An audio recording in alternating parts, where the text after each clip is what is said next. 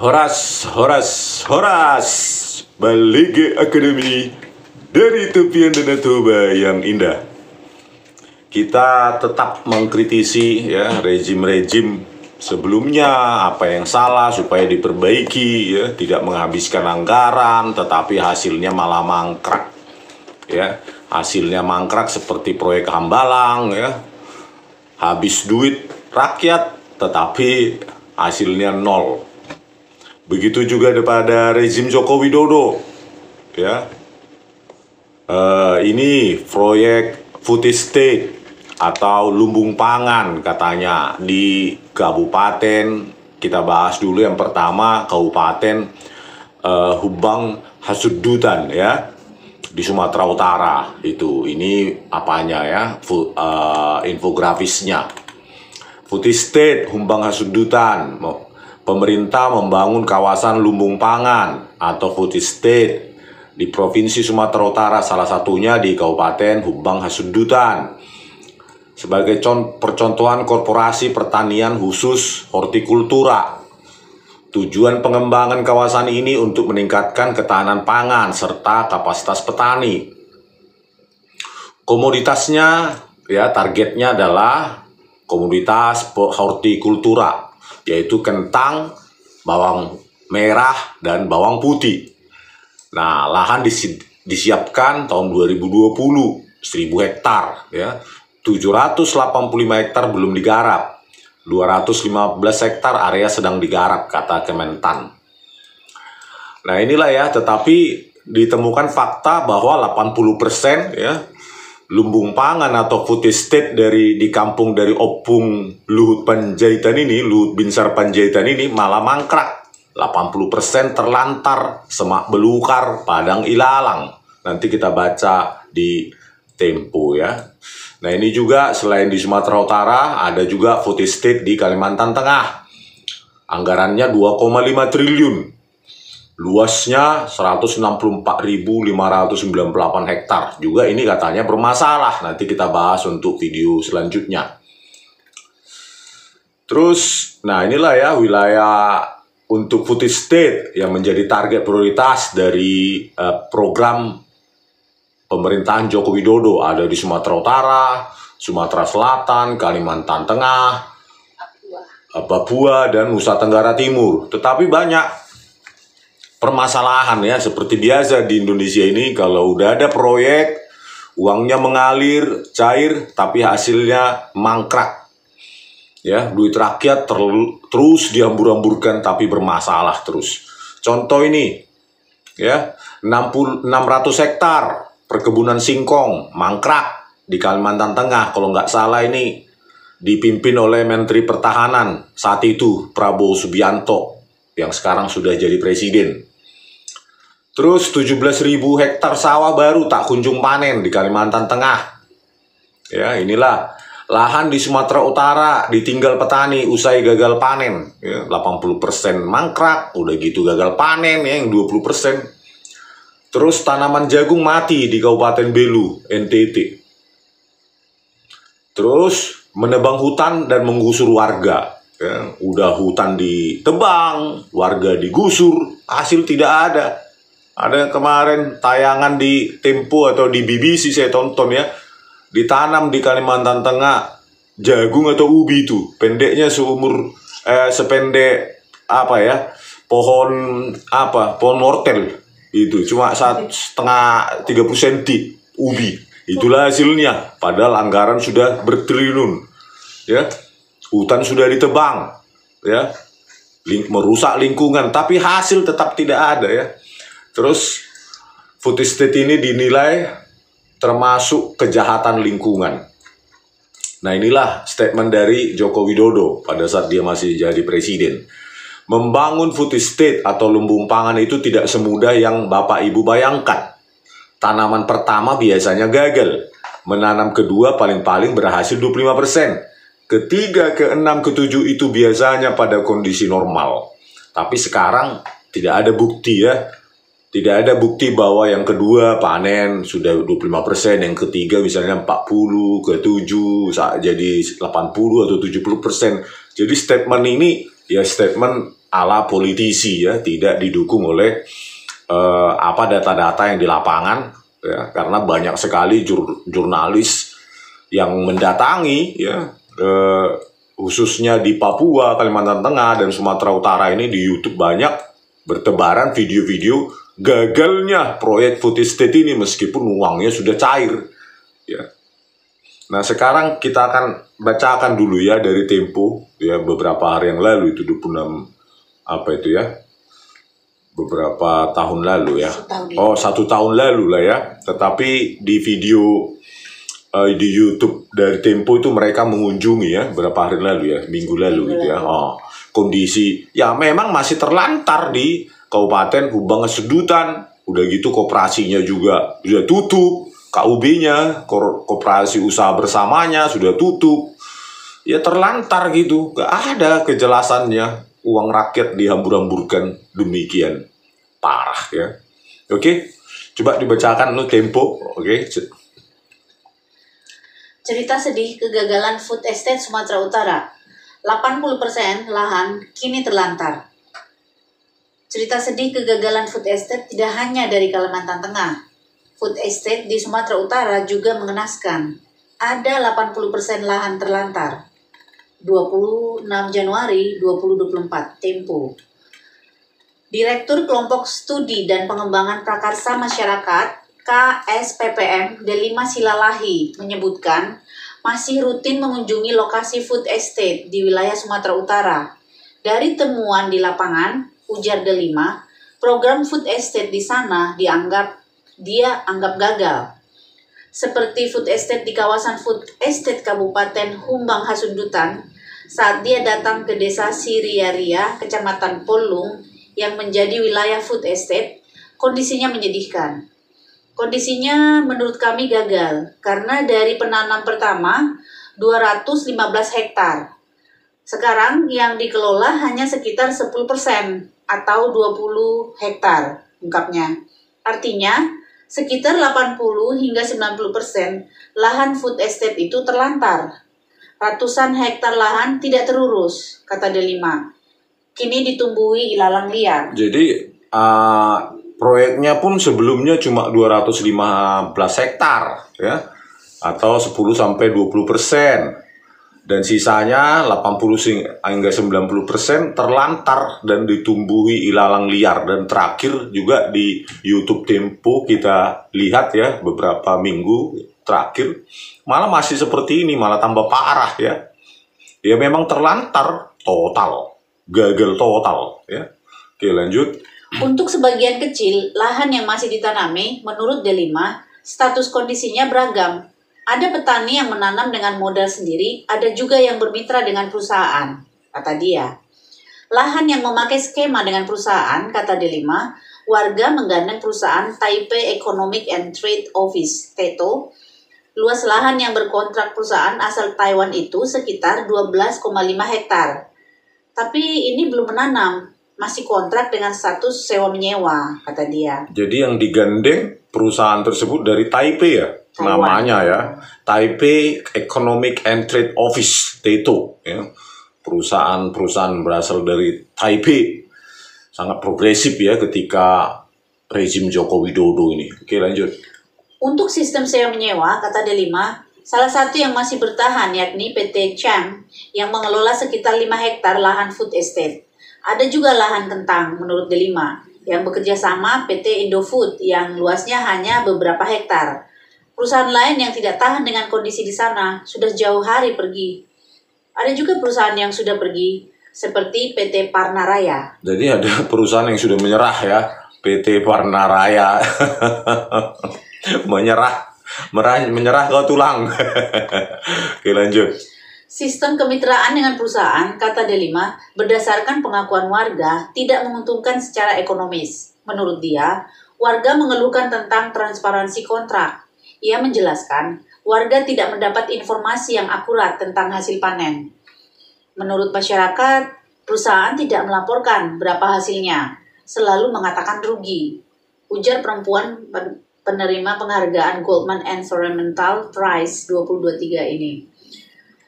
Apalagi kata Delima, Petani yang mengambil bibit untuk penanaman kembali harus membeli ulang dari perusahaan. Petani mengeluh karena bibit itu bakal terhitung sebagai utang. Mereka bilang, masa dari lahan kami sendiri, kami harus beli bibit. Ada penyusunan kontrak yang tidak transparan di awal, sehingga ketika itu berlakukan itu menurut masyarakat itu merugikan mereka. Jadi kontraknya harus mengambil bibit dari perusahaan, setelah itu hasilnya pun harus dijual ke perusahaan ya, gitu kontraknya. Oke, lanjut. Tapi tadi mereka bilang, masa dari lahan kami sendiri bibitnya, beli sendiri dari bibit sendiri. Accord lah. Delima mengenang kegagalan food estate bermula dari perencanaan yang buruk. Ketika tahun 2020, sertifikasi tanah bagi 80 pemilik lahan tidak melalui persiapan yang matang. Menurut dia, pada tahap awal, petani yang diminta menanam komoditi seperti bawang putih, bawang merah, dan kentang tidak mendapat pendampingan yang memadai. Ketika panen perdana, Delima menyebut pemerintah sempat mengklaim sebagai keberhasilan. Namun oleh masyarakat dianggap gagal karena hasil panennya sedikit. Menurut diklaim pemerintah selalu begitu ya, diklaim keberhasilan oleh Luhut Binsar Panjaitan, oleh Joko Widodo ya, tetapi menurut warga setempat malah dianggap gagal karena hasil panennya sedikit. Tata kelola food estate makin kacau, kata Delima. Ketika pemerintah kabupaten mewajibkan warga menjual hasil panen, ketika itu ke koperasi usaha bersama. Lembaga keuangan itu bentukan Bupati Humbang Hasudutan Dosmar Banjarnahor. Sistem kerja koperasi itu menurut Delima, setiap hasil panen, petani bakal dipotong sebesar 40%. Skema itu bakal dipakai 10% untuk keperluan operasional koperasi. Sisanya 30% buat modal penanaman berikutnya atau modal bibit. Parahnya, pengelola koperasi bukan petani, tapi orang dari kabupaten. Malah orang koperasinya kabur membawa uang simpanan petani. Jadi setiap panen petani dipotong 40%, 10% untuk operasional koperasi, 30% untuk katanya untuk modal bibit selanjutnya. Ya, pengelola koperasinya yang bukan petani tetapi orang Pemda mungkin ya, malah lari membawa kabur uang simpanan petani. Gimana ini Luhut Binsar Panjaitan? Padahal dulu di TV dibangga-banggakan ya, kayak gini kondisinya. Boleh bebek. Oke, lanjut. Petani yang menyerahkan seluruh hasil panennya ke koperasi, kata Delima, akhirnya tidak lagi memiliki modal buat menanam. Mereka ini pun kembali ke pertanian awal, seperti kopi dan andaliman. Karena modalnya tadi untuk bibit selanjutnya dibawa lari ya oleh koperasi usaha bersama itu, bentukan Bupati Humbang Hasudutan itu ya. Aduh, kenapa nggak dikriminalkan itu ya orang-orang koperasi, kok aman itu ya, bahkan bupatinya itu kan ya, parah. Oke. Kegagalan food estate di Sumatera Utara juga diakui oleh Wakil Bupati Humbang Hasudutan, Oloan Paniaran Nababan. Sebelumnya, Oloan mengaku miris dengan klaim keberhasilan proyek food estate atau lumbung pangan oleh pasangan calon presiden wakil presiden nomor urut 2, Prabowo Subianto dan Gibran Rakabuming Raka. Klaim tersebut disampaikan di banyak kesempatan selain di forum debat calon presiden. Iya, memang pada saat debat calon presiden itu kan terutama Gibran itu mengaku ya food estate bla bla bla, sana sini. Ternyata ini kondisi sebenarnya ya, rakyat ditipu gitu ya. Kalau sudah gagal ya seperti di Kalimantan Tengah juga, dan baru-baru ini ada berita dicairkan juga anggaran triliunan terus untuk melanjutkan kegagalan gitu ya, sudah menyerah aja memang gagal gitu ya. Lahan gambut dipaksa untuk ditanam sawah, cetak sawah katanya. Nanti kalau gagal ya, hutannya habis ya, ujung-ujungnya nanti ada lagi jadi kelapa sawit. Kacau pemerintahan ini. Oke, lanjut. Kami sebagai wakil bupati miris mendengarkan. Jadi di tempat kami ini ada namanya food estate. Food estate itu sebenarnya hanya komoditi kentang, bawang merah, bawang putih. Namun sekarang hampir 3 tahun ini tidak dipedulikan, kata Oloan melalui sambungan telepon dengan Tempo Selasa 23 Januari 2024. Jadi intinya Oloan ini wakil bupati Hubanga Sundutan pun merasa itu kebohongan ya pada saat debat calon presiden itu diklaim keberhasilan ya. Menipu. Oke, lanjut. Menurut Oloan, mandeknya food estate di wilayahnya tidak terlepas dari minimnya penganggaran, baik dari Kementerian Pertanian maupun dari pemerintah kabupaten. Bersyukurnya kami sempat dapat pembangunan infrastruktur jalan, kurang lebih sekitar 10 km dari jalan raya, kata dia. Kegagalan food estate tidak hanya terjadi di Sumatera Utara. Food estate di Kalimantan Tengah juga gagal. Seperti food estate Kebun Singkong di Kabupaten Gunung Mas yang dikelola oleh Kementerian Pertahanan di bawah Prabowo Subianto, ratusan hektar lahan di sana terlantar karena ternyata tanah tidak cocok untuk singkong. Padahal untuk membuat lahan tersebut pemerintah membabat ratusan hektar hutan. Kini yang tersisa hanya kerusakan lingkungan. Pemukiman warga di desa sekitar lahan kebanjiran setiap musim hujan karena hutan telah rusak. Jadi di Kalimantan Tengah ya, di Kabupaten Gunung Mas ya, itu dipimpin oleh Prabowo Subianto sebagai Menteri Pertahanan saat itu. Ternyata gagal juga ya, ditanam singkong tidak cocok. Ya, padahal sudah ratusan hektar hutan ditebang, dibabat. Terjadi kerusakan lingkungan, hasilnya ya cuma hutan yang rusak oleh Prabowo Subianto. Bagaimana ini Prabowo Subianto ini? Kalau memang gagal ya sudah menyerahlah. Ya, jangan dicairkan lagi anggaran terus gagal lagi, uang habis, gagal. Ya, memang tidak sanggup. Jadi bagaimana? Ya. Nanti takutnya seperti saya bilang ya, takutnya nanti ini gagal total ya. Jagung nggak bisa, singkong nggak bisa, ya. Terus ujung-ujungnya lari dikasihkan ke perusahaan, ujungnya kelapa sawit. Model lama ya. Oke, lanjut. Belakangan, pemerintah mengganti tanaman singkong dengan jagung. Penanaman jagung di sana juga terkesan dipaksakan karena jagung ditanam di dalam polybag, tidak langsung ditanam di tanah. Alhasil, meski jagung bisa tumbuh, tapi membutuhkan biaya yang jauh lebih mahal. Ini mungkin rekayasa paling mutakhir dari Prabowo Subianto. Targetnya singkong, terus ditanam jagung, itu pun dalam polybag. Ini teknik apanya ini Prabowo Subianto ini ya? Ya jelas lah karena nanamnya di polybag, yang nggak langsung ditanam butuh biaya yang mahal ya. Aduh, ntar lagi ada lagi ya ditanam singkong, tumbuhnya sawit mungkin. Rekayasa ala Prabowo Subianto. Oke, lanjut. Kegagalan food estate juga sempat dipersoalkan oleh pasangan presiden, wakil presiden nomor urut 1 dan 2, Anies Baswedan, Muhaimin Iskandar, dan Ganjar Pranowo dan Mahfud MD. Ya itulah ya, jadi Prabowo Subianto dan Gibran sudah jadi presiden ini dan wakil presiden meskipun dengan dukungan 490-an atau nyaris 500 triliun bansos ya, yang dipolitisasi oleh Joko Widodo. Ya udah sempat ya, meskipun banyak yang menduga banyak sekali kecurangan, tapi ya inilah yang harus diterima oleh rakyat. Nah, sekarang pertanyaannya kepada Anda, Presiden Prabowo Subianto, masih dilanjutkan kan ini tahun 2025 ya? Bahkan di kabupaten mana lagi selain Papua juga ya? Nanti kita bahas juga ya.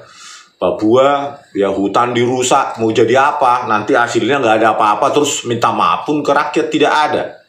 Ya, seperti biasa ya, pemerintah selalu benar, presiden selalu benar, menteri selalu benar. Ya, terutama ini Luhut Binsar Panjaitan. Bagaimana nih ya, kampung Musana Sumatera Utara malah rusak, hasilnya nol. Ya, mau dilanjutkan nggak ini? Itu loh. Masa cuma merusak alam aja hasilnya, tetapi hasilnya nggak ada. Ya. Masyarakat malah dikasih sertifikat, tapi ada terms and condition, ya kan? Waktu Presiden Joko Widodo memberikan sertifikat tuh kepada warga setempat tahun 2020 atau 2021 itu ya, Ternyata setelah jadi sertifikatnya, itu ada kondisi harus ditanam sesuai dengan komunitas food estate. Tidak boleh bla bla bla, ada di dalam sertifikat itu, dikeluaran dari Kementerian atau Badan Pertanahan ya. Aneh ya. Ada sertifikat tapi ada terms and condition. Inilah gaya pemerintahan otoriter ya. Dikasih sertifikat aja, membantu rakyat. Ini kok ada terms and condition, ada syarat-syarat ya. Syarat dan ketentuan berlaku di sertifikat. Ini kan konyol ini, pemerintahan apa itu ya. Luhut undang maktatai gudang bereng nih sih sudi tangan ngasil lah 20% nolok ya, padang ilalang. Iyalah mau lo di TV pangkerja kok mengancam-ancam jolma. Unang mau lo dang membayar pajak, nang boleh membayar paspor SIM. Hasilmu pe sono to ape. Urip puro na yo lo nga hebet. Luhut. Pailela kok tuan di Bakarna. Oke. Sampai jumpa di video kami selanjutnya. Horas.